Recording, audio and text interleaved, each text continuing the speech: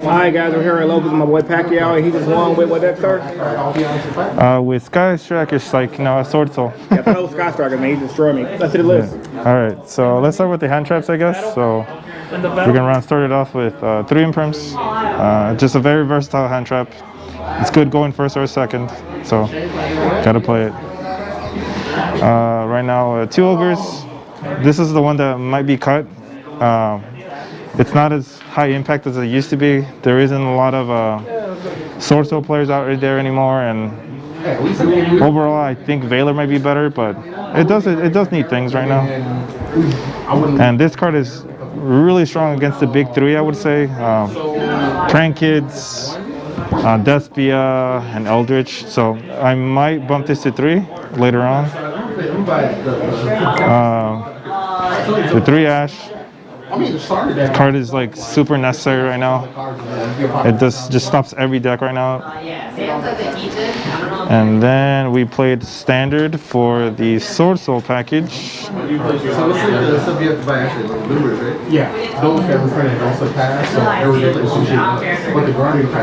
We played the 2 Taya, the 3 Longwan, the 3 Moye, and the 3 Ecclesia. So that's standard? Yeah, pretty standard. Okay. Sometimes you feel like you want to cut this because seeing multiples of this is so annoying because it just makes your hand infinitely worse when you have two decent in hand, but you have it there for contingency. I would say this is one of the most consistent decks in the format right now, but it's just sometimes it gets stopped a little too easy. I can agree with that. Yeah. And then we're playing the biggest Tenyi package we can.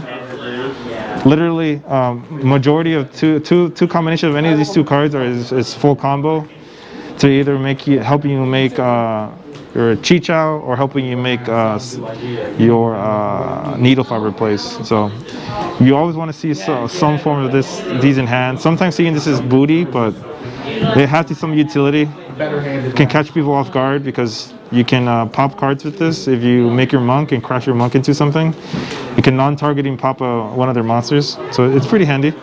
Well, this one is just amazing. It's just free spot removal. And then we have the 1 Despot for the Hulk plays. I played 3 of these and 3 of these. This is probably going to go to 1. It's the Foolish Burial and Rhoda of the deck. It's too cracked. This just, I decided to play it over Talents because it can add me a follow-up for like making a Hulk play, or it can add me a long one so I can go off. The Talents right now for me, I don't like it because if you steal a monster, most of the time you can't resolve your Tenyis. Sometimes the draw 2 is just not that great. You'd rather just search what you want, either the Hara or the long one. It also helps you dodge hand traps. It's kind of neato. And then it has an amazing graveyard effect where you can add any tiny monster from the deck when you have a non-effect monster, so it gives you good follow-up. And then the 3 Emergers, the 3 Rhodas. This, honestly, you can see this go to 2. Just cracked. The sack cards.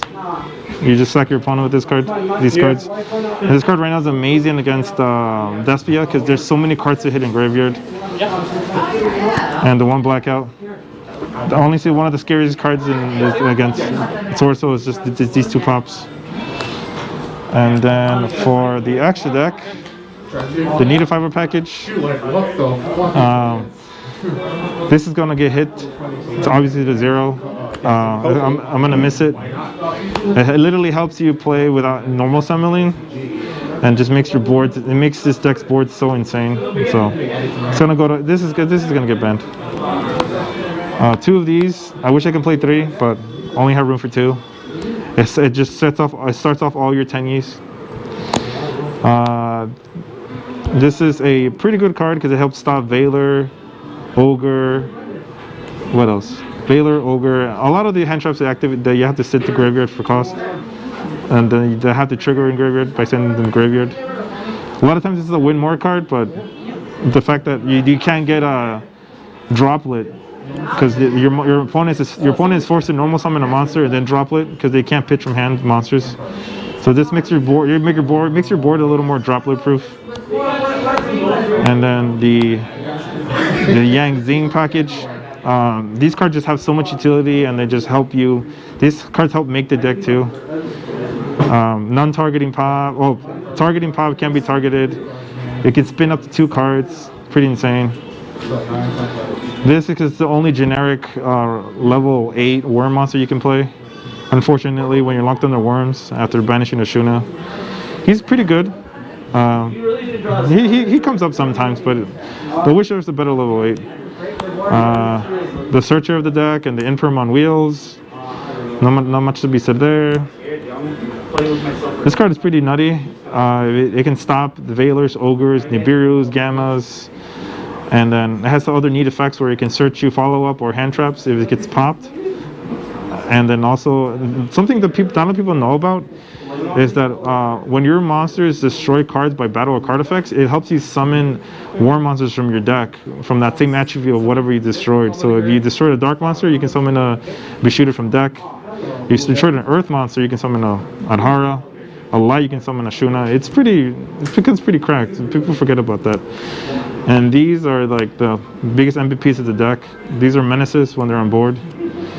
This takes care of the adventure package for you. You can banish a token. It can banish the continuous spell card, and also can banish special summon monsters and burns your opponent for 12. This card just punishes your opponent who's trying to play. And this one is just pretty nutty because it gets so beefed up, especially after your desires. Things becomes like so mega big.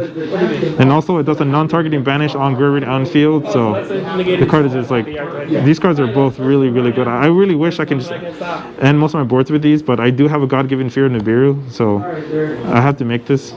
And what is it at? So to protect my plays and then extend, but this kind of booty sometimes. But these are like the MVPs. The nutty ones. Yeah, the nutty ones. Side deck. And then side deck, it's kind of booty, but we have Eldritch is just a menace.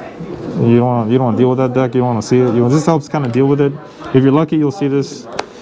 Kind of secret tech. Well, not really secret tech. A lot of people are starting to get in on this now.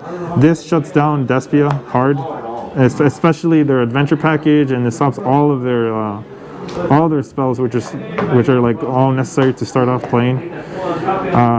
It also helps stop prank kids. It helps a lot of decks in the meta. The only thing I would not use this against is, well, obviously Eldritch, Swordsoul, but other than that, your opponent is also forced to super poly early or forced to drop a little early. So this card is really good. My backer removal, just because sight's still a thing, this helps take care of Eldritch. And then I want something that's chainable to my opponent's floodgates. The one Lonely Bell, because I'm still testing ratios of hand traps, so this might go to 3 in the main. Droll to help take care of those pesky rogue matchups. Also, I'm still trying to figure it out, but I'm pretty sure this is pretty good against Despia. It just sucks they can do a lot of this stuff during draw phase. And Nibiru, well, it takes care of based, so a lot of rogue matchups. This matchup, Swordsoul. Honestly, it's kind of a little lackluster. I'm still debating to cut this, but when I cut mine already. I don't like it. When it comes up though. It goes hard. You have to have like double hand trap work. Yeah, it goes hard. And then shout out to the Bay. The Sky Striker. You don't get the manga or no? Definitely. I really read it, and it's pretty solid. I'm hoping they take it in a good direction. Really happy that they're really showing love. I think Swordsoul is going to get a power card pretty soon. There's a lot of decks right now that have like insane follow-up, are not as fragile. Despia already is not as fragile compared to this deck. The fact that they can play so many techs like the what's it called? The patchwork package. They can play the adventure package. They can put so many engines in that stuff, and I think this deck's time might be coming soon too, especially because the aforementioned this card is gonna get smacked up. Yeah. And then honestly, I have a strong feeling this card is gonna get smacked up to either go to 1 or banned. It's gonna go to 1, but these cards are gonna definitely go because this card is just too insane. It's a Rhoda and a Foolish Burial. Yeah, that's nutty. Yeah, so. All right, well, thanks for the profile, bro. Yeah, man.